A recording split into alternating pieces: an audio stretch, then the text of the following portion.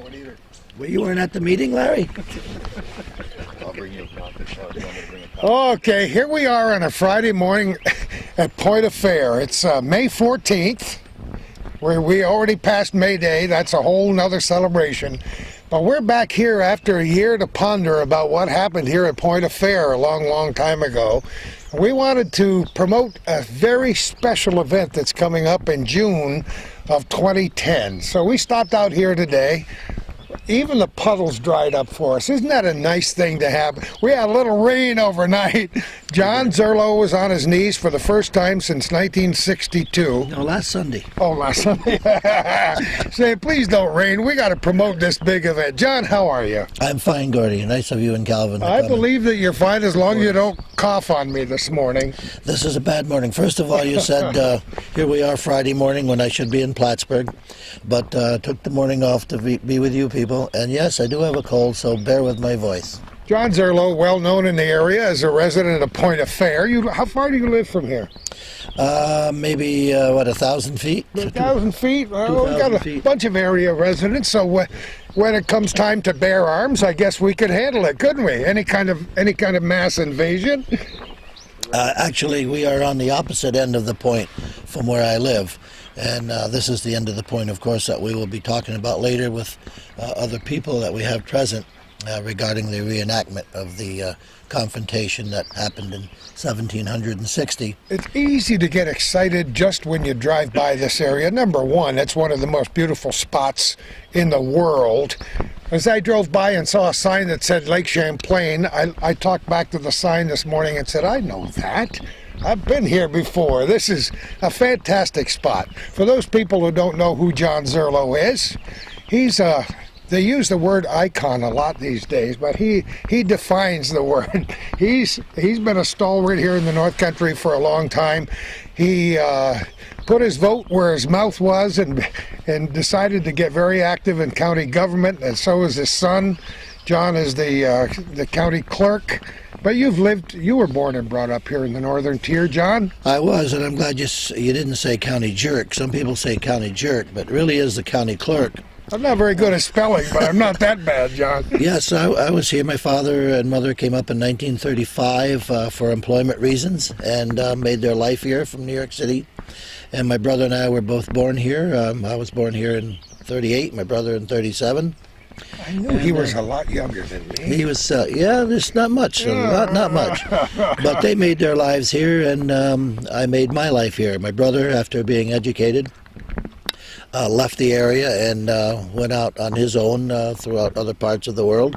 But this is a great place to live, a great place to raise your family, and it has a lot to offer. And as you know, you travel around this county every day with Calvin doing these reports.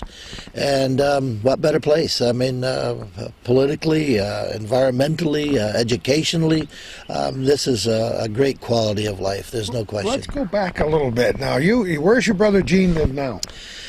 His main residence is in Kiowa Island, South Carolina, which is just off the Charleston coast. And he comes here. He'll be here on June 9th. He'll arrive on June 9th and stay till Labor Day and then head back. He's going to miss the ceremony? He has to, yes. Very important engagements that he cannot I'm going to send him a note, hey. He feels bad about it, but he's going to certainly purchase one of Hometown Cable's tapes and feels very bad about it, but he has an important board meeting that he cannot miss. How far does this idea go back? You guys came across this book, right? It was I can't remember what year that is, that my brother thought that he wanted the history of Point of Fair written. He knew there was something big that had happened he's a historian. He really is. He loves local history, and he engaged Dr. Alan Everest from the college at the time, and he wrote the book. 1992. It was in the early 90s, and I remember taking Dr. Everest around. We visited all the areas. Mrs. Scales was alive then, and we visited her at length, and Doug Sotheby was alive then. Visited with him at length, and he really got the lay of the land of Point of Fair, and of course did a wonderful job digging up the history. And of course, I think your partner Calvin read that book, and when the town of Champlain did their a program right over here for the remembrance of the soldiers who died on Point of Fair. And wasn't that a great day? Yeah, absolutely. They did just a fantastic job. Calvin saw me and he said, don't forget, from reading the book, he noticed that there was an engagement in 1760, and this was last year, and he says, it's going to be 250 years next year. It done, but that was his bright moment. Remember the old cartoons with the light bulb above the head? Absolutely. That was an epiphany for Calvin. And then I spoke with Professor Tom Mandeville from Clinton Community College, who is a resident of Point of Fair, who you will meet shortly. And that's all it took. And then he engaged Tom Prey from the reenactors group, and Tom took it from there, and we formed a committee and got along just fine. And we're going to have one heck of a program in 5th and 6th of June. Now, it didn't take $15 million to plan this. Your budget is rather modest, you might say. We have a modest budget, yes. We're not going to spend more than we can raise, and we look like we have a budget of around $7,000, and we will meet that. The people on Point of Fair have been very generous. We've been receiving checks from all the residents. The residents have all received a letter explaining to them what's going to happen on June 5th and 6th, and they've contributed, and they're also going to contribute in other ways as well. Labor helping us that weekend, and providing a dessert for the reenactors on Saturday evening. There's going to be a bunch of them. We're going to have a couple hundred of them in that field over Absolutely. your left shoulder. Tom Prey and Tom Mandeville will touch upon that a little bit later, but this field behind me is going to be full of reenactors. You're not going to believe it. I can remember last year participating in the parade in Plattsburgh, and we were back on Cumberland Avenue and went by the historical house, Kent Delord House, and the reenactors. Tom was there, and it was just gorgeous. I mean, all those reenactors with their tents up, and this is going to be. That was only a small percentage of what we're going to have here. So it looks to be a great affair. We expect several thousand people to attend.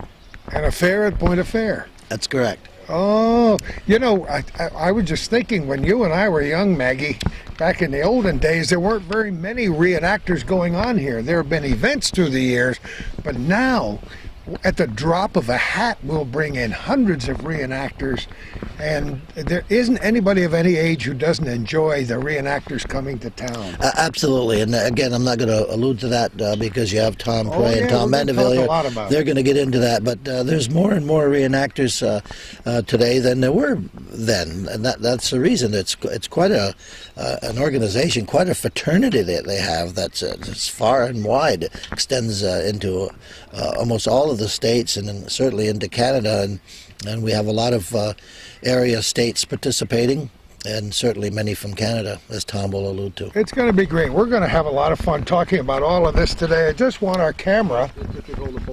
Oh, Richard. How are you, Rick? I am very good, Gordy. Mr. Favreau, great to have you come out. Thank you, sir. Are you the only one that doesn't have a sore throat today? Yes, but I'm a man of few words. Oh, so you are. It's pretty hard to follow my mentor, John Zerlo. I thought at least you would be wearing that Sammy de Champlain hat today. I don't know if it'd be quite the period, but you never know. He may resurrect.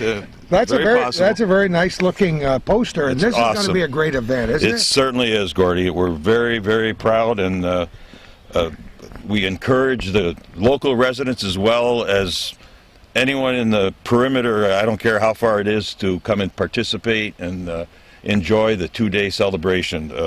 No matter what, it's going to be repetitive in some sense of the way in the 2 days, but I think you're going to miss something the first day and see something again the second day. There'll be people here both days. Larry Barkham, get up here. Can hardly talk. I know you can hardly talk, but I know you're excited about this whole Very area. much so. As a supervisor of this town, it's got to make you proud just to drive by here. Very much so. Yeah. We're looking forward to this event. Yeah, it's going to be a lot of fun. He is definitely a man of a few words today, and you can understand why. Absolutely. I wanted to also show this book that we've been talking about. That's Calvin's copy. Calvin likes to peruse eBay, and he finds copies of these great old books and events. Oh, you didn't? No, Oh, no, did you really? and we have those. Those will be available for sale at the weekend on 5th and 6th at one of the vendor booths. It's been reprinted. No, I talked to the Historical Association, the County Historical Association, and they found a box full of them that they didn't know they had. Oh, you got So it. yes, they're gonna. Because I asked if they could reprint them for A this treasure occasion. trove. And we're gonna have plenty of them for sale. They're around $20. Oh, I think that's absolutely terrific. You guys are the best. You better get that throat in good shape by the time we get this. I will. Nice speaking to you. And again, you mentioned the town of Champlain. It really makes me proud to know that our town, of course, there are leaders, would think so highly of promoting this historical event in their town. You know that it's very good for the residents. It's a nice. It's nice of them to participate in some of the history of our town and to make people aware of just what happened in our own backyard. Well, how many people know that we had a White House right down the street? Right here, that's right. Right over Calvin's and shoulder. pictures of the White House will be available for sale. Oh, they will be. Yes, the artist will be there selling them. Well, the event that we had here not that many months ago to commemorate this whole battle and everything else, and to bury the bones, if you will, behind us, Correct. was significant for me and for everybody who saw it via hometown cable. Calvin is a stalwart with that camera on his shoulder on the tripod for thousands of events down through the years, but this is a very special place for you guys, and hopefully through the eyes of that camera for the rest of the world. So isn't it neat? Absolutely. For the record, there are 77 residents on Point of Fair now. They're starting to stroll in now. The summer residents are starting to come. In the wintertime, it's phenomenally quiet. It's really nice. Yeah, I bet. When someone drives down the road, you go to the window and say, "Oh, dude, it's coming down," because you don't see much traffic. But in the summertime, this is a very, very busy place. And it's a wonderful part of our township, and helps with the tax base as well. It certainly does. And if there's nothing we want to do, As I know very well. we want to get people to come in here, tourists from all over. As a matter of fact, there's a leading magazine, Strictly Business magazine, which you're very familiar with, spending a whole issue on promoting tourism in this area. Correct. And its counterpart over in Jefferson, St. Lawrence County, Lewis County, absolutely business. Talking about tourism, we rely on those tourism dollars. You, of all people, with your wonderful movie theater, outdoor movie theater, drive-in back when, know what it was like to have those Canadian Absolutely. dollars come down Absolutely. across the border. in Those the were olden good days. They were great days. Well, Yeah. there's no reason why we can't get our Canadian friends and friends from the other states coming here to spend a little vacation time. And wouldn't it be nice if we had about 8,000 people here on June 5th and 6th? It would be phenomenal. We're just hoping for great weather. If the weather is going to cooperate, this is going to be one whale of a weekend, and I think you'll all really enjoy what you're going to see, because these reenactors take their work seriously, and I said there's over 200 of them. I think Tom Prey will tell you about that. I think there's around 230 that have signed up, which is phenomenal. It's just phenomenal. This is just one little tiny spot on the map, but we're going to make that spot into a huge circle, aren't we? Absolutely, and you'll enjoy talking to the two Toms, and they'll explain to you all about some of the history, and where things are going to be laid out, and what's going to take place. We're going to find there are a lot of people watching this program who missed our former event here at Point of Fair, so we're going to explain this whole battle, what it's all about, and why we really care about what happens to commemorate that battle here at Point of Fair. Well, you can hear a lot about Robert Rogers, and this Robert Rogers, in my investigation and reading, was quite a character.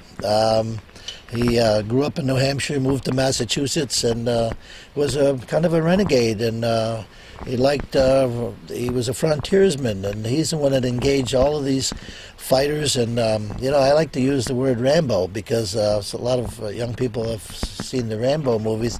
Well, they were they worked in the woods and came behind a tree, and all of a sudden they were there, and you weren't there anymore. And he worked for the British and signed on for the British, worked hard for them. Just an amazing life, how they worked and did their work in the wintertime in freezing weather, and they just kept going.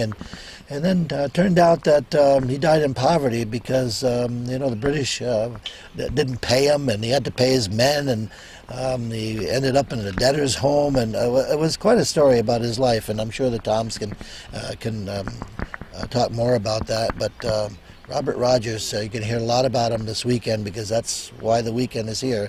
It was the battle of Robert Rogers and his Rangers against the French. How many people? Right here. Right here. And Yeah. and how many people on this committee that's been working so hard toward this? I think there's 8 of us, and every committee member, we meet once a week now, and every committee member shows up. We never have a lack of anyone showing up.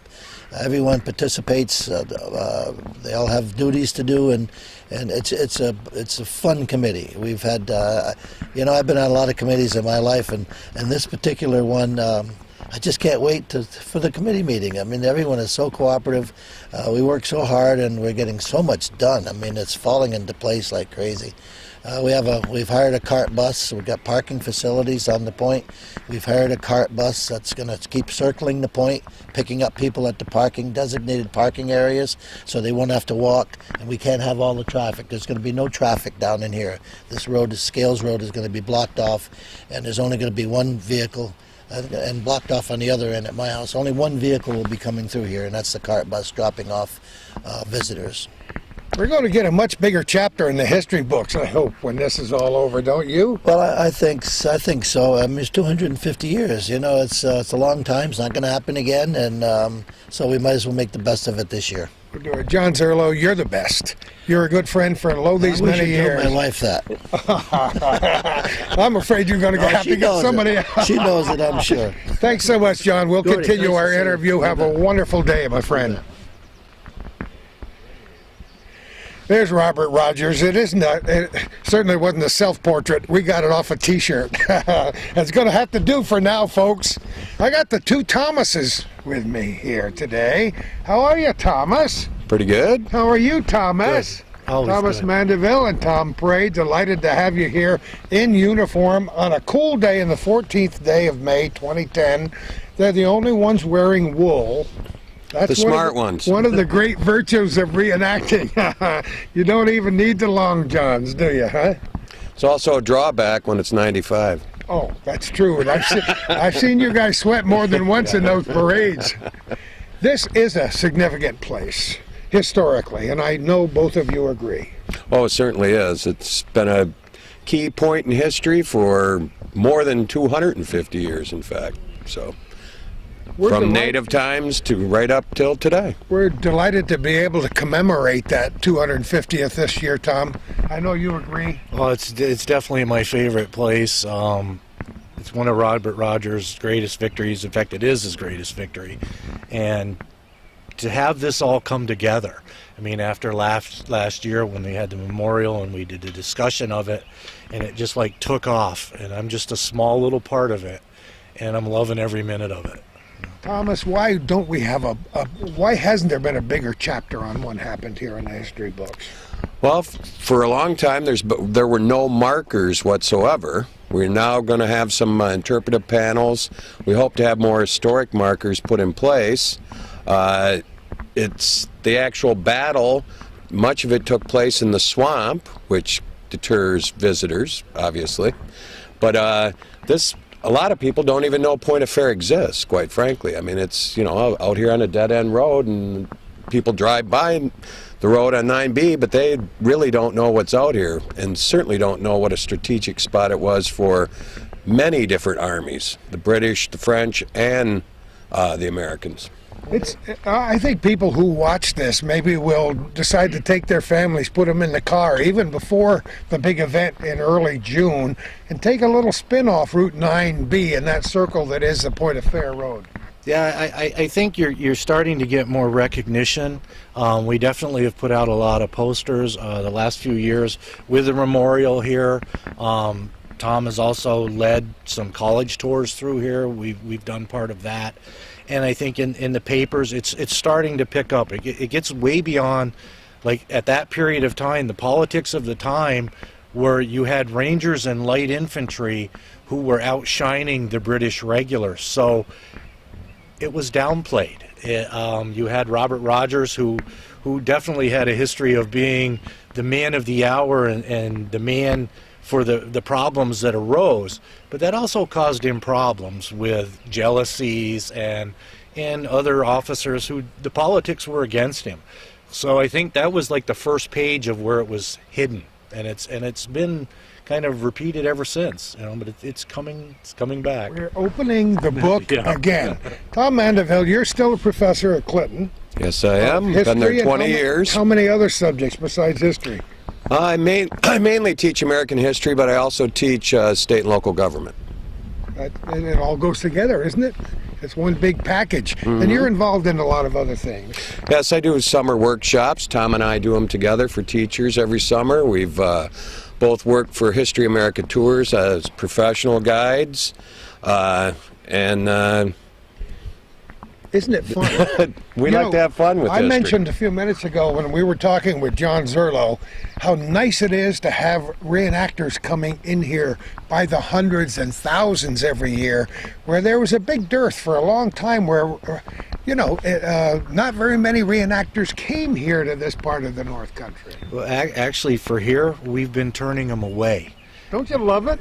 Because you have a lot of space here, but this is the first time, even though it's a 250th, we want to make sure that those that come enjoy it, and who knows what will happen in the future. But I've actually had to turn people away because I just didn't think we were going to have the space.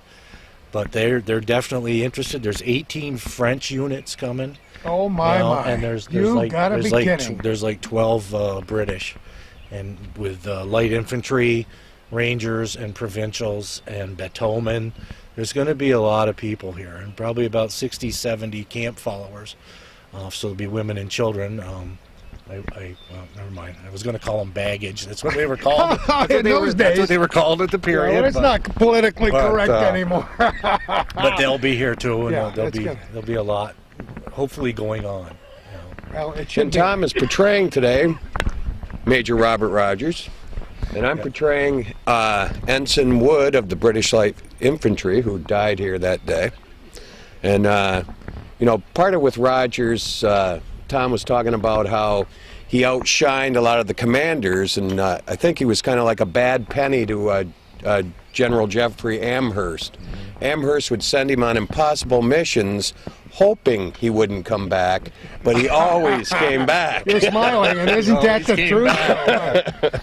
Yeah, he was. John called him a Rambo figure, and he really was in large measure. Well, it's like where John said that they were frontiersmen. Well, a lot of these guys weren't frontiersmen. They came out of Albany.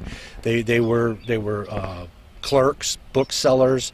They could be tailors, whatever. He turned them into the frontiersmen.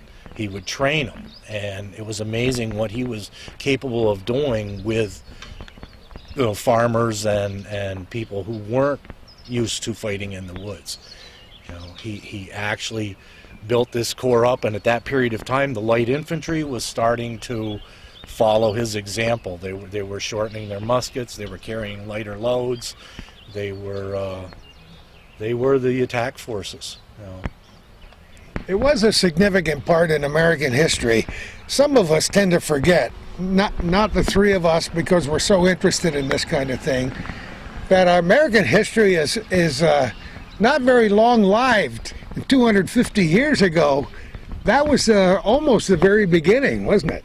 Certainly, that was colonial days, of course, and 250 years ago in the terms of European history is a drop in the bucket, Yes. but to us it's very significant. Yeah.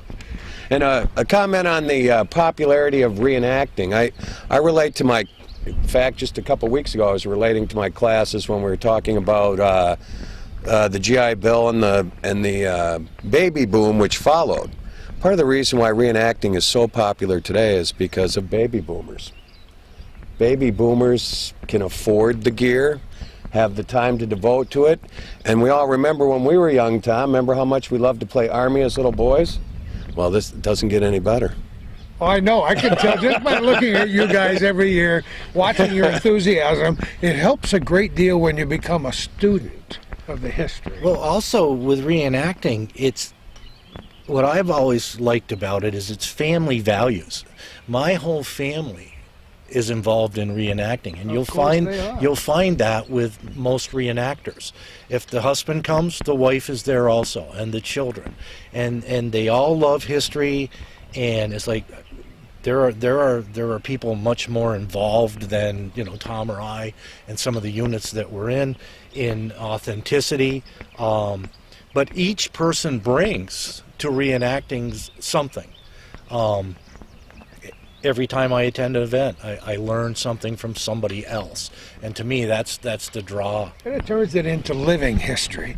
It's Exactly. one thing to be able to open that wonderful book, that wonderful history book that you use every day of your life. It's another thing to stand out here right next to the battlefield and say, hey, this is the way it was. And when I said people who reenact become themselves historians at one point or another, I'm not kidding. Calvin and I have had the pleasure of interviewing hundreds of reenactors, some of them in their 70s and 80s, and the little kids, and some of them learn the French language just to be a reenactor, learn the Indian dialects, the Native American dialects, so that it's reenactors that are going to bring this whole thing alive on June 5th and 6th right here. Another thing I want to mention is the fact that when we were here some months ago for a different kind of commemoration, that was for something different, right, Tom? Right, that was to commemorate what we believe to be one of Arnold's men. When Arnold returned from his campaign in his attempt to conquer Quebec City for General Washington, he came back down the Richelieu, and his men were wounded and suffering from smallpox, and several did die here on the point, more than likely of smallpox, when he encamped here on his way back down to Crown Point. And we believe the bones we interred were one of Arnold's men that was lost here on their way back on the retreat. A solemn occasion, but a wonderful day, wasn't it? Overall for everybody. It was. We had a better turnout for that than anyone expected. So we're expecting the same for our 250th. If you remember that day, we didn't have enough chairs for everybody. I love it. I love it when a plan comes together. Tom, you and I have talked many times before, but I don't think many of our viewers have any idea how you developed this keen interest in local history. Well, in high school, I was always into history, but I grew up working on my grandfather's farm, which is down in Keysville, and colonial trailways and roadways travel all through this North Country, and there isn't a spot here that I can't walk into a plowed field, look down, and probably pick up an artifact. They're all over the North Country, and through those artifacts, then I started. When you find something, you want to know what it goes to, and the story that goes with it. And me, over the years, I've just gotten deeper and deeper and deeper. Every now and then, my wife has to pull the reins back and say, slow down, but I just love the history of this area. Here's a guy as a little kid who followed the plow in the plowed field and picked things up out of the furrows. And the old guy's still doing it. I'm still doing it. Beautiful. Talk about a tradition. But that you learn by touching things, don't you? Oh yes, that's why I like to hand around artifact. I'll pass a cannonball around my classroom when we're studying the Battle of Elcourt, just so kids know what was flying through the air at these men. That's one of the things that Tom has always promoted at these programs that he runs and I help him with. Hands-on. Hands-on is the greatest thing possible for a student or a child or even an adult who has no clue. What a piece of Johnny cake looks like or feels like, or a gun flint, what it's for, or the cannonballs. It's a connection. And with me, it's a real connection when I walk into a field and I pick something up and know I'm the first person that touched it since it got there. That's a unique. Oh, it's a thrill. And a really euphoric feeling. Yes. How did you, these Thomas twins, how did you guys team up like this? What was the first time you Well, we saw a met spark? because our daughters were in Girl Scouts together, and my Is wife that a was fact? the leader. And that was shortly after we moved here from Michigan. And we became friends, and we found out we had a common interest, and it just blossomed from there. And we've been buddies for at least 15 years now, I would say. That's pretty Isn't close. that great? It moved here from Michigan and it took that move to find out what Michigans really are, right? Coney Islands is what we call them in Michigan. They called them a lot of things in different places I've lived, but the true Michigan is a product of the North Country for sure. We're going to pause just for a moment, and then we're going to talk a lot more about what happened in this area 250 years ago. Well, we're swamp rats for the minute, right here. We got in our cars and traveled a couple of miles, maybe about 2 miles on the road, and we're near Catfish Bay here, aren't we, gentlemen? Yes, we're south of Catfish Bay.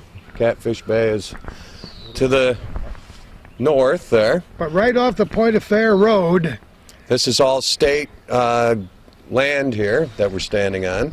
The state owns this whole entire wetlands. And before that, it was the site of where Rogers and his men did their famous bog slog, right, Tom? Yep. The bog slog. I kind of like that. Well, when the battle isn't going so well, which to talk about later, for Robert Rogers, he has Second Lieutenant Farrington grab, or pretty much hand select 50 to 70 men, and they go through the swamp. Can you picture that? Now, you guys come down here. This is my first time here. Calvin's never been here. You guys have been here lots of times. Why do you come here? I come here because I just love walking through the woods, and I won't say that you have old growth forests back there, but you have a sense of what it would have been like. There isn't a lot of underbrush. You definitely have the swamp that we know he went through because it's in his journals, and again, it's that feeling of almost being there. And actually, if you touch off a musket or two in there and you see the smoke in the woods, the feeling intensifies. Transported back in time. It helps to have a vivid imagination, and I know both of you guys do. But anything to bring that past history up to date. And you can do it if you're a very good professor in the classroom, but you can't match taking a slog through the marsh, can you? We've taken a lot of K through 12 teachers on that hike. Have you really? Yes, because we do that every summer. Our workshops are for teachers, so they can bring this back to the classroom. And we've had such good teachers that when we have said we don't really know about it, they want to do it. They will want that experience, and we'll go all the way up through Catfish Bay, and you'll look out towards what is now where the lighthouse is. That was Windmill Point. That was Foucault's mill. It was built 1746, but it was such a large, huge stone lighthouse, not lighthouse, but windmill, that it became a reference point. Oh, sure. And prior to the battle, there were French scouts over there, and Rogers sent a patrol early on to check out what they were doing, whether they had been discovered. And like I said, we've had teachers that practically run to get back there. We have to slog a little faster to keep up. Sometimes when we try to review history, we don't have too many references because a lot of stuff never got written down. In this case, you say there was a journal, though, Tom, right? Yes, Rogers kept very good records, which Tom has researched out, and that's why Tom is the resident expert on this battle. He's done his homework, and he's been at it. You've been researching this battle for... Yeah. I'm a journal nut. I like the period correct journals. You have the local soldier who writes down, like earlier on when Lord Howe dies at Ticonderoga. He doesn't even write down that Lord Howe dies. He's more concerned that he got a letter from home and he didn't get any beef that night. So these are Isn't what, that great? what I Isn't that- like. That's the charm, isn't it? That's what I like about Of these course. journals. And you have Robert Rogers, of course, who wrote his journals afterwards about this. He mentions it. Lieutenant Simon Stevens also mentions he was part of the expedition that was here. He does some writing. You have Lieutenant Grant, who is in charge of the brig. He's on the Duke of Cumberland. He brings them up here. They have these bateau and whaleboats that they actually load on to this 90-foot brig, and they're brought up to the north side of Picture that, Isle if you will. So they ride in here almost like Marines, and they're dropped off by the Navy, and they're the expeditionary force who's going to go up all the way. They're supposed to raid the whole Richelieu River Valley. They're supposed to destroy Chambly, Fort St. Therese, St. John's, and that's where they're headed. That's what this expedition is. And as Tom said earlier, General Jeffrey Amherst, at that time he's not Lord Jeffrey Amherst yet, sends Robert Rogers on all these missions, and you definitely wonder, did he want him to not come back? And he does keep returning, and he returns from this one too, victorious actually. So we figure that while the ship was anchored off Isle La Motte, which people are familiar with Isle La Motte, and probably they landed right about here at this end. You know, Kings Bay obviously extended in further when there was not a road. Oh, yes. Because we believe that from the old maps we've looked at, Point of Fair was an island most of the time. In the old, That's right. I knew that, and I had forgotten until you just mentioned that again. This would have been part of the lake, a shallow bay.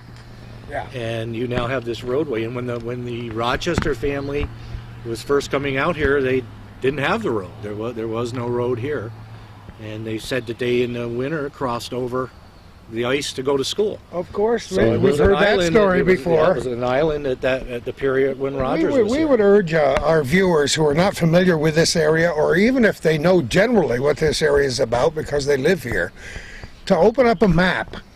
Just open up a map of the Lake Champlain region and see what Point of Fair is all about. Once you see that little hump that goes out into the lake and comes back around, then you'll understand what we're talking about. And for those who love the internet and everything, if you get on the internet and you look up William Braziers, and that's Brassiers, 1762 map, he draws crossed swords and says Major Robert Rogers had an engagement with a large... You gotta be kidding me. Yes, it's the only... he was cartographer for the king.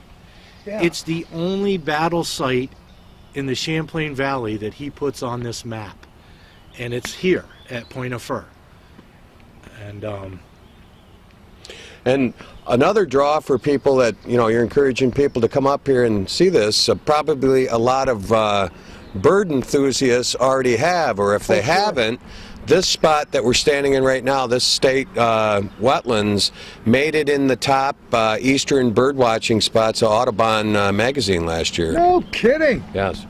So it's also a very important birding spot. So birders and history enthusiasts could have a full day here. And bring the kids and bring grandma. Not just those baby boomers that you talked about, but bring everybody, because it'll tie this whole picture together. Well, also, June 6, 1760, at the Battle of Point of Fair, as we spoke a little bit with earlier, any land from here south was contested. Of course it was. It was contested land. But from here north is French land. So Robert Rogers and his men are an invasion. They're an invasion. That's why the French send the 350 regulars, partisans, milice, and natives down here to try to crush this force that's here, because you're now going into French land. There's some attrition going on. The French don't have as many people. They're being besieged from three sides, and the Rangers and the light infantry that are here, they're the spearhead of this invasion force. So the French were definitely trying to stop them. And then you also have the Abenaki, who the year before at St. Francis, when St. Francis was destroyed, well, they moved into this region. They're definitely looking for Robert Rogers also. They want some revenge. So that's one of the reasons that they recruited a lot of natives for this, to come down here. How was this precise spot chosen for that battle? Why right here? I don't know if it was so much chosen. This is a good jump-off point. It wasn't chosen as a battle, as Tom just said. It was a jump-off point. The brig, you've got a 90-foot brig. It's a huge ship. It draws probably, I think it was like they said 12 or 14 foot. She's not going any further up without maybe some problems. It was also part of a larger expedition. He was actually given 300 men, supposedly. 25 Stockbridge natives never showed up. They will later, but they were still down around Albany. Haviland, who's newly promoted as a brigadier, says all that those natives are doing is drinking down in Albany, but that's not it. They're rounding up. They have some harvesting that they were doing, and so they're a little late getting here. 50 men are supposed to be dropped off in Missisquoi Bay, and they're supposed to go over to the River Yamaska and destroy this village called Wigwam, Martinique, which is very similar to what St. Francis was. Robert Rogers drops those 50 men off Missisquoi Bay. He drops 4 more men off to, they're sent as couriers to Quebec, to Murray, to let them know that this force is coming into the Richelieu River. Robert Rogers now has maybe 200 men, and he's dropped off here, and he's supposed to go up to St. Jean, Chambly, St. Therese, and destroy them. He's discovered. Those people, the French that are over there at Windmill Point, The settlers have boats and stuff, and they see that there's some activity over here in the woods, and so they go to Isle en Noix, and that force is sent down to find them, and they kind of crash into each other. Robert Rogers and his men are ready for him. That's what, when we do the reenactment, you'll see the ambush, because the pickets from Robert Rogers' force ambush the French as they're coming, trying to find them. They know they're here, but they don't know exactly where they're here. And we blend in pretty well. I don't, but he does. That's amazing what Is you that can hide what in- happened? It's amazing what you can hide in the woods. There is red in the woods. There's brown. There's rust color. I was once years ago searching for a Frenchman dressed in white, and he ambushed me. It's just how good at you are at concealing yourself, and that was one of the things that the Rangers basically practiced. That's what they did. They actually, there's journal accounts of them going out and practicing bushfighting. You get complaints from colonels and some of the generals that the Rangers are using too much of their powder practicing. But that's why they were so good at what they did, is because they practiced. Let's just talk a little bit, or a lot, because we got lots of time, about the battle itself. How long it took, maybe not precisely what happened, but just give us a good outline. Go ahead, Tom. It's a 3-hour battle. It starts at 11 o'clock. Those pickets ambush the trying to think of what you call the foreguard, the advance guard of the French. Those French run into those pickets. The pickets fire on them. Robert Rogers says that Pepin Laforce, or Monsieur Laforce, he doesn't actually identify him as Pepin, is killed in that first volley. There's a other partisan leader, Longueuil, who then rallies the French, and because they outnumber the Rangers, they start pushing the Rangers back into almost what's like a U shape. And the natives don't cross over the swamp.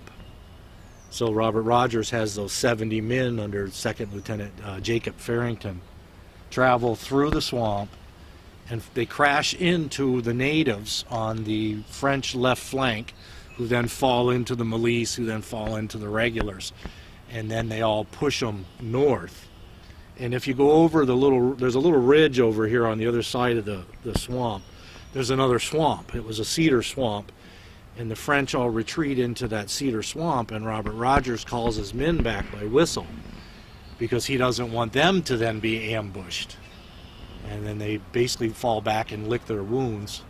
The French feel that he's going to leave because he's probably been pretty beat up. He loses 16 men. 10 are killed here and 6 die later. He loses Captain Noah Johnson, who's probably my age. He's like 55, 57 years old. He's one of Robert Rogers' senior captains. So Robert does lose a very valuable man. He loses Ensign Wood, who volunteered to come here with 25 light infantrymen and a sergeant. And 2 of them are wounded, and they die later at Crown Point. So Robert Rogers loses probably 22 men, and he estimates that the French lose between 30 and 40, but he doesn't know for sure because they drag them all off. They do find a couple of already scalped natives. So the natives decided to take the hair so that the Rangers didn't get it. And like I say, it's a 3-hour battle. It's generally in history, it's a minor footnote, but it has a lot of significance, and I'll let Tom tell the significance of really what happens because of it. Well, it breaks apart their massive Indian alliance because 2 major Indian chiefs, would be Sasheens, but we'll the call them chiefs. So chiefs people know what we're talking about. were killed in this battle, and after that, they sued for peace and went back west because these were tribes from the Great Lakes region. So the Indian alliance that the French depended upon throughout the entire French and Indian War started to dismantle on them because of this battle. And then that opened the pathway of the Richelieu River to Rogers and his men, who softened them up, so to speak, for the massive invasion that will follow by the British regular forces. So this opens the passage to Montreal and the fall of Montreal in the fall. And you have your partisans and your milice, who aren't your regular troupe de marine or regular companies. You have these guys that are basically farmers. Well, you're now into my farmland. I'm going home to my family. And that's what some of them do. Not all of them, but some of them drift away. So the French force is, as Tom say, it's getting smaller to fight this invasion. Now, is the picture now complete in your mind, or is there more to learn about this whole situation? I mean, you've read everything you can find. Now, there's some hidden archive somewhere, maybe? I think that what we've done, at least on this side of the, I might as well say on this side of the border, most of the journals that I read are British journals. They're the victors' journals. Every now and then you'll get a little glimpse of some that are French. I have a few of the French accounts, but nowhere near as much. And as generally happens in history, who writes the story? The victors. You know, and that doesn't mean that there isn't a bigger story. We could find out years from now that what Robert Rogers wrote may not have been totally true, you know, but that's the accounts. A guy like Rogers would embellish? Is that what you're telling me? No! Oh! You know, we hope to learn more this commemoration weekend because we've got some real French experts coming down. Tom wants to talk a little bit about the 2 commanders. Yeah, I have the British commander is Horst Dressler, and he's from James Company of Robert Rogers Rangers, which independent company. That's his brother. James was his older brother, who goes on and does quite well in the Rev War as a loyalist soldier and a very good ranger. And this group that Horst is bringing down is an excellent group of reenactors. They are definitely as authentic as possible. And then there's a Daniel Roy, and I hope I pronounced his name right. He leads Company Delacorne, and they're troupe de marine and or milice from the Montreal area, and like they can tell you the whole other side of the story that I can't even begin to touch. And what We were just lucky to meet one of his men when we had a group up to the McCord Museum last summer. It was Oh, a no chance kidding, huh? meeting. He led our group on the tour of the museum, and we started talking, and that's how we had our Connections. connection. And we mentioned it to him, and it all turned out, and that's how we got them to come down to this. and we have to look at Robert Rogers again in his journal says that this is a great victory, and we view it as that because there is a lot of things that happen. What I've read of the French accounts is they call it a draw, Of course. and but you have to look at they were brave men that were here. They're outnumbered. I mean, here they outnumber the Rangers, but in the scope of the war itself, the French are totally outnumbered, and yet they've lasted for what, 5-6 years, still fighting. And at here, they're now defending their homelands. It's a year after the fall of Quebec City. Right. Which is why we wanted to say that this was a commemoration, as opposed to just strictly Robert Rogers, which we lean towards that, but it's more of a commemoration because you have soldiers from both sides, which is what we spoke of last year at the memorial, that these were people who were being controlled by kings who were thousands of miles away, and yet these people were still loyal to those causes and showing up and slogging through this to fight. And I find that very honorable. I think that both sides should be honored, and that's what we're doing here. Now, They're all heroes. Yeah, and a lot of this is already written down, but is it adequate? Will you guys be rewriting by adding other chapters? I mean, literally writing any more about this so that the future generations will know the real story? Well, there's possibilities that we may. Well, I write. We know. Yeah, of I course. write, and there's actually in the next couple of weeks the story of this will be out in the paper. You know. That's important, isn't it? Yes. Mm-hmm. It Because, is. new light's coming on. I mean, you've certainly enlightened me a great deal today. You have a general idea about what happened here, but you guys can see it and feel it every time you walk here, and that's the beauty of reenacting and studying. I belong to Jaeger Battalion, which is, I had said that we have 16 companies of probably 50 men all across the states. I mean, we've got them in Pennsylvania, Virginia, Ohio, and on and on and on. I belong to the New York company. The fact that last year everybody, Calvin and John Zerlo and Tom and I and everybody else started talking about doing this event, it just like ran through the reenacting groups that it's a 250th, and it's a 250th that's supported by locals, volunteers, and the town of Champlain and people from Rouse's Point who reached into their pockets to help this to go on. We're not sponsored by the state of New York. We're not part of We're that not big worried about the commission. budget. No, and we're here to have fun. We're laughing, but it's a wry laughter. isn't it? Yeah. but we're here to have But fun. look what happened in Ogdensburg. Oh. They're probably going to have to cancel Wait, and we're because going the funds aren't coming Think through. about it. Yeah. and that's what's very happening. sad. And we're feeding the people on Saturday night out of our own pockets, and volunteers and, like I say, generous donors. But these people would have come anyway. They're coming. They want to come here. This is hollow ground to them too. It's It's a real huge kick for me to be part of this through Calvin's camera. It was great when we were just on the local cable systems. Now we're on the internet. This program that we're doing now on the 14th day of May will be posted on the internet at hometowncablenetwork.com within 24 hours, probably. That's cool. Isn't that cool? Yeah. And I'm showing my age by saying that word. and at Plattsburgh.com. So people are discovering us. And we found that people are hungry for history. Exactly. We just did a windshield tour of the city of Plattsburgh with the current mayor, Don Kasperzak, a short time ago. And Calvin told me yesterday that had had over 7,000 hits already. Wow. 7,500 right now. So who knows where this little piece of history and the subsequent event itself on June 5th or 6th might turn out.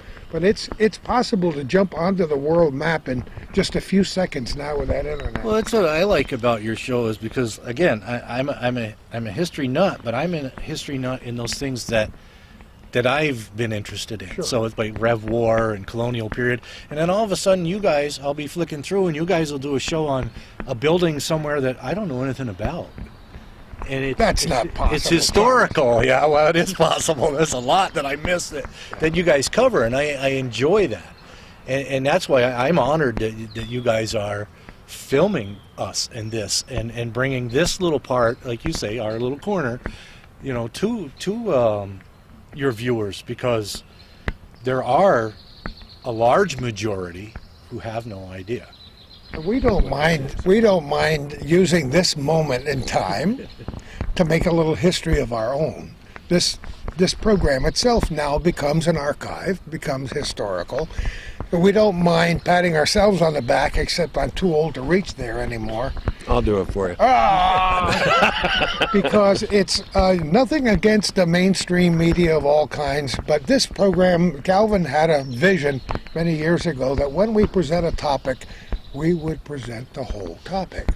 So that this story that you're telling today is the whole story, and we don't have to sit in a production studio and say, oh no, Gordy didn't shave today, well, let's leave that part out. We tell the whole story. And people, I think, it's like people turn the TV on, it's like being a voyeur. They're looking through that little window that is their television set and getting the whole story. And this is very important. What other parts of this day in history, almost 250 years ago, have we not mentioned today that you'd like to? Well, when you just said telling the whole story, generally when we're at the classes and stuff, we tell people right off the bat, 18th century men were clean shaven. This mustache I shouldn't have on my face, but I'm not an 18th century person. And maybe I'm not in as deep as I should be. But yes, they were clean shaven if possible. But Rangers were, of course, I wouldn't have had a great mustache, but I would have been what they called smutted. I've been out weeks in the woods. I'd probably have some stubble. Yeah. I certainly would be thinner than I am, though light does not mean... slogging through the swamp would have done that to me. But light, like light infantry, does not mean light in weight. Light at that point meant more mobile. Yeah. You'll find that most of these guys were actually the bigger men. Robert Rogers' men are spoken of in the only description we have as large, lusty men. That's the only description. So there were some tall fellas, and they were carrying 60 rounds of ammunition. He was carrying his food. He had a pack with maybe an oilskin, a little tarp in it, and a blanket. He was weighted down, but he was strong enough to do that. And that's why I always say to people, light does not mean light, though I probably weighed at least 60 to 80 pounds. Well, these people could walk through the woods. Yeah, I mean, they could take a 20-mile hike. Oh yeah. You and I would have to get in shape for Easily. 6 months, but these guys did it on a regular basis. Oh, when you hear about early on in the war where Robert Rogers was leaving Rogers Island, which is just outside of Fort Edward, and in a few days would be at Crown Point by foot, Think about it. and then back in the winter. Yeah. You know, Mm-hmm. Yeah, it's like the story we used to tell of walking to school 4 miles uphill each way, you know. yeah, I But admire. I mean, these guys were tough men. Yes. That's why when we mentioned, John mentioned the word Rambo in the beginning for Rogers, he wasn't far off the mark. Well, These guys we're special. You chuckle at that, but that's the truth. You either became a person like that, or you didn't survive. And there's a lot of them that the bones are probably in the woods. They didn't survive. Robert Rogers has probably one of the largest casualty rates for that period of time in the French and Indian War, and yet men were still volunteering to join his corps. Even with all the dangers, he had that personality, he had that charisma, and it flowed through the through the newspapers of the period for him. And as I said, that's what caused him problems. There were a lot of colorful periods in the history of this region. We're fortunate to live and work here, all of us, for those reasons and more. There weren't too many dull periods in the history of this area, and here we are on a Friday morning, May 14th, 2010, painting a picture for people that we hope will go forward. And we're in a period of time that's pretty darn colorful. No matter what your politics and what your leanings are, we're going through some pretty rough stuff right now that people will write about. But you have only a limited number of things that indicate to you what happened here on that day. People in the future have we're in an information age. Well, that's a great thing about the internet. It's made researching history Unbelievable. right, especially with all the great libraries putting their collections online. It's been a real And blessing to collections of historians. old newspapers that people can access for free. When the average John Q. citizen who never did research in his life can just put a word in. But it used to be, if you wanted to research, you'd have to travel to the Clemens Library Yes, in Ann Arbor, Michigan. That's a good one. And people have done it. Now it's online. Yeah, it's online. So, I mean, it's made our world a completely different world for historians. It's fantastic. There's like Internet Archives, which is another one that I go to. That's where all the journals are. You find, not all, but you find all these journals that are listed by state that from the French and Indian War, from participants in these campaigns who for their own posterity wrote something every day. But that's what they did. And, you know, at the end of the war, it went home. A few of them were published, but most just were put in a drawer somewhere. And fortunately, families have hung on to a lot of them. Certain museums have picked them up. 20 years ago, though, you'd have to drive there, Yeah. Oh, put yeah. the white gloves on, make yeah. a special appointment. Absolutely. Yeah. Now you can sit in your office and read the same thing. It's fantastic. You know, it dawns on me that as we're doing this, it's possible that somebody viewing this program might have a tidbit of information that you people haven't been able to uncover. And would you welcome? of Yes, course. I How definitely would they will. get a hold of both of you? How about you, Thomas? Well, you could get a hold of me on the internet easily. My address is atl@charter.net. Yeah, that's easy. You know, at Laddle, it's a throwing stick. Just throw you a bone and just throw- start yeah. to communicate. Oh yes, I'd be very interested in anything, any information, even comments, anything that historical, that's local, that they could bring to my attention. I don't even care if I already know about it. It'll be fine. You know, At least talk just about open it. the door up. This Yep. is your favorite subject. Oh, You don't yes. mind talking about it. How about you, Thomas? Through the Clinton Community College website, you can find me easily. I'm listed on there as a faculty member, and you can fill out an email form to me and contact me through Clinton Community College. I can't imagine what life would have been like for either one of you had you chosen some other path. I mean, did you always want to be a history professor and a reenactor and all of that? I mean, when you were a little kid, were you interested in history?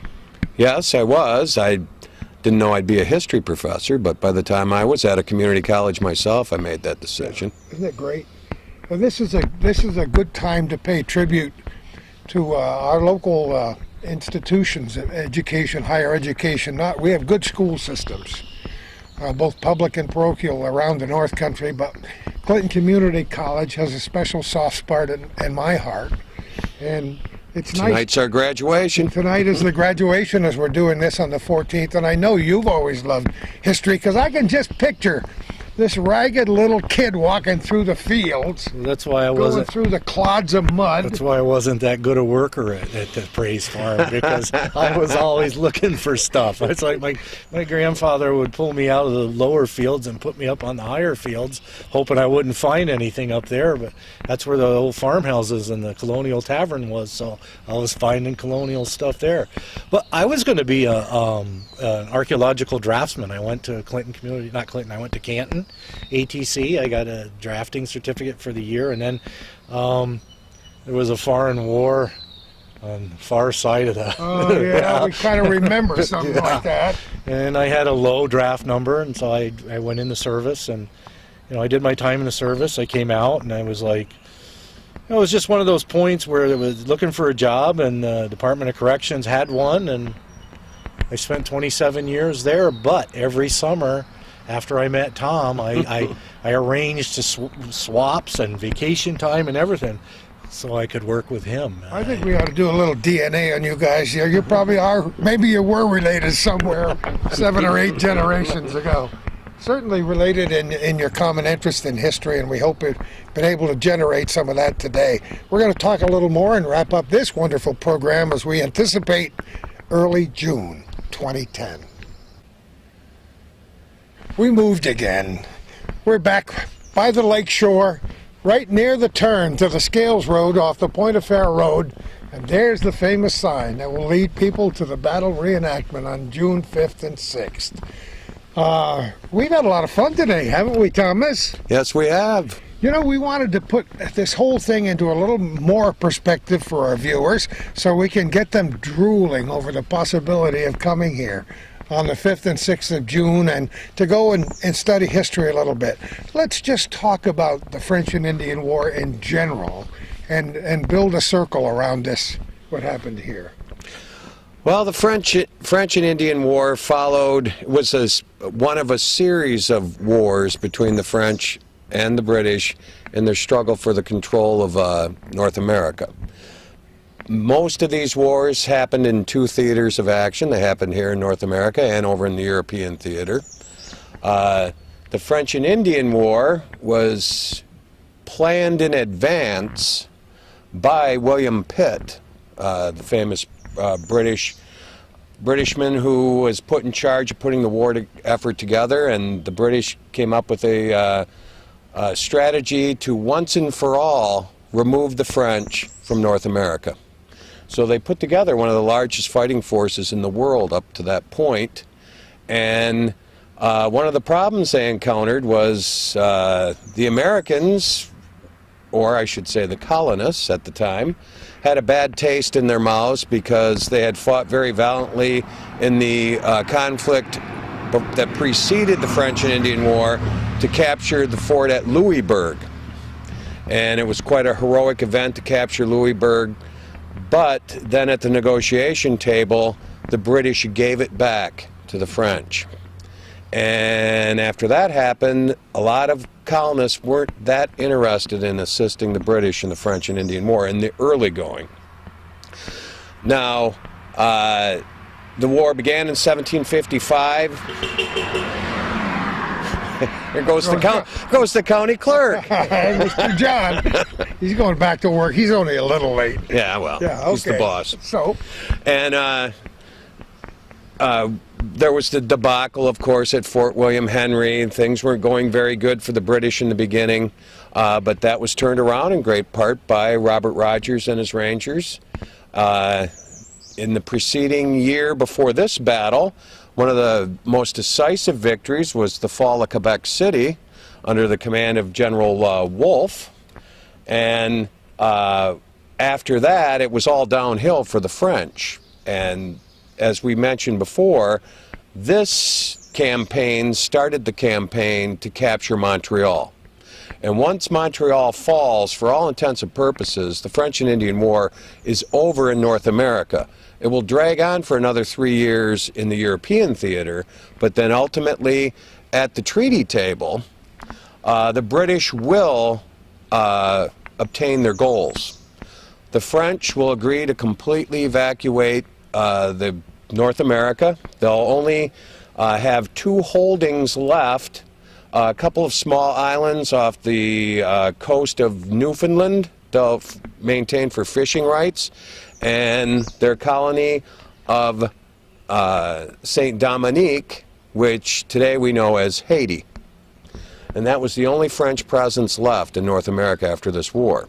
They gave the Louisiana Territory to the Spanish as part of the treaty that settled this because they didn't want to give everything to their number one enemy, the British. But the British did gain control of French Canada. all the rest of the Appalachian area, our region, which was part of New France, all falls into British hands. Now, another significant part of the French and Indian War that a lot of people forget is you could argue it caused the American Revolution. Yes, oh, absolutely. Because the British won the war, but were saddled with a gigantic debt. And to pay that debt, the taxation on the colonists began, because there was a attitude in England that the colonists kind of dragged their feet in engaging in this conflict, and who really benefited from it in the eyes of people over in England? We did, because now no longer did we have to worry about French invaders making our lives miserable here as British colonists. So the British had the attitude that we benefited, we sort of dragged our feet, we should pay the bill. And the other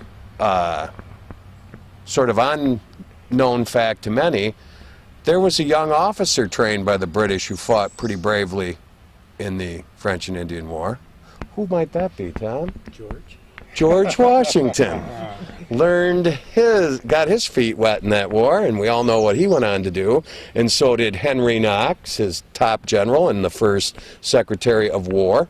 So they trained some pretty fine officers for us during that war, who will then turn their guns upon them.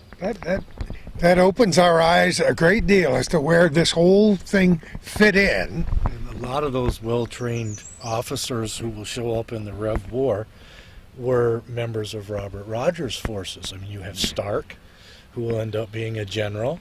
You've got the Brewer brothers, who end up being colonels. One that becomes an aide to General Washington. It all moves on. It all moves forward, and it's all interconnected. And a lot of that connection comes right back to this spot here. And we just to put a cap on this whole thing, Rogers didn't only do this little battle here. He was engaged in quite a few battles and skirmishes, 20-some, you said? 27 during the course of his career in the French and Indian War. He and his men were in 27 engagements. Actually, unfortunately, he's remembered for some of the ones where he didn't fare that well. Isn't that interesting and how the that one works? that he fares the best is pretty much forgotten. Yeah. Until this weekend. Pretty much forgotten is a misnomer as it applies to this reenactment coming up. We're recording this in the second week of May, and we're trying to get people worked up to a fever pitch for June 5th and 6th, although this program will be shown in perpetuity for a long time to come, because you've revealed a great deal of history and given us a perspective that we never had before. Everybody that comes here, whether they're a spectator or a participant, will be part of a 250th anniversary. And None that's of us are something going to see tell that your again. children and grandchildren and great-grandchildren about. And if we can instill in people this sense of history as it's happening right now as being important, then I think we've accomplished a goal. Thomas Mandeville. Can I just say one more thing? You can say as much as you like. I'd like to thank my committee. I formed this committee back in January as the town historian of the town of Champlain. That's right. That's one accolade we didn't lay on your head. And Tom is my co-chairman. And of course, John Zerlo serves on the committee. You also saw a couple other members today, Dick Favreau, the deputy town supervisor, and the town supervisor, Larry Barkham. Jim Favreau is our treasurer of the committee. Joe Heath, a very vital member of the committee. And also, without all the great connections and help of Chris Trombley, our committee would not be complete, because Chris is quite a, well, he was just honored as Woodsman of the Year and so forth, and that certainly was an honor he The deserved. man behind the camera, Kelvin Castine. has done And a Kelvin's great deal. been the driving force to he's our publicity man. And I also want to thank the residents of Point of Fair for That's true, kicking in, and, part of what a lot of people will know, that they're all going to bring pies for I think John Isn't that mentioned cool? dessert. Everyone's Yeah. going to bake a fruit pie and bring it to the Saturday night dinner for the reenactors. And it's just a community affair too, which makes this even more enjoyable in my eyes. Private property donated so that we can be on it. The Rochesters letting us camp on their property. That's Wanda, wonderful. Wanda Langley letting us camp on her property. Without them, this couldn't happen, and that's the beauty of this event. It's not on state land. It's not funded by the state. Just shows what little communities can do if we band together and take it on Great ourselves. little communities. That's And right. We have a number of them here in the North Country, but today we kind of favor this one here. Tom Mandeville and Tom Prey, thank you so much for giving us a liberal education today. Oh, thank you. And far, far into the future. We hope our audience will get in touch with you if they have any comments, We suggestions. hope they will come and meet us. revisions, And I hope they come on June 5th and 6th as well. My Thank special... you for getting the word out. There's Wanda right there. How about that, huh? She did, yeah, I like it. She did that on purpose. She knew we were going to wrap it up here today. Thanks to all of our viewers, wherever they might be, here in the North Country and around the world, for watching this program, for telling their friends about it, for adding their comments and suggestions for future programs. We appreciate all of that. If they want to make a check for $10,000 to Hometown Cable, that would help at least pay my gas to get home today with today's gas prices. But we thank you all for your contributions. Without our viewers, of course, this program would never be a success. Thanks to everybody for paying attention to where we've been, so you'll know where we're going to go tomorrow as we launch off into a very uncertain future in our big bad world. And who knows where we're going to be next time for our little corner.